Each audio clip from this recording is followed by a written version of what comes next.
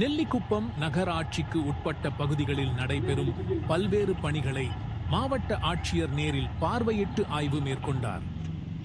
நெல்லிக்குப்பம் நகராட்சிக்கு உட்பட்ட வைபி நகர் பகுதியில் போடப்பட்ட தார் சாலை, ராஜீவ்காந்தி நகரில் சிமெண்ட் சாலை, சுகாதார வளாகத்தில் கட்டப்படும் மருத்துவமனை கட்டிடம் மற்றும் திருக்கண்டேஸ்வரம் மேல்நிலைப் பள்ளியில் கட்டப்படும் பள்ளி கட்டிடம், வான்பாக்கத்தில் போடப்பட்ட தார்ச்சாலை என அனைத்தையும் மாவட்ட ஆட்சியர் சிபி ஆதித்ய செந்தில்குமார் நேரில் பார்வையிட்டு ஆய்வு மேற்கொண்டார்.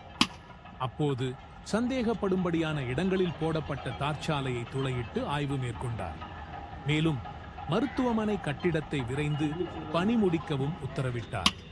இந்நிகழ்ச்சியில் நகரமன்ற தலைவர் ஜெயந்தி, ஆணையர் கிருஷ்ணராஜன், தாசில்தார் பிரகாஷ், திமுக பொதுக்குழு உறுப்பினர் ராதாகிருஷ்ணன், பணி மேற்பார்வையாளர் ரமேஷ், கிராம நிர்வாக அலுவலர் சேகர், விசிக நகர செயலாளர் திருமாறன் மற்றும் கவுன்சிலர்கள் உடன்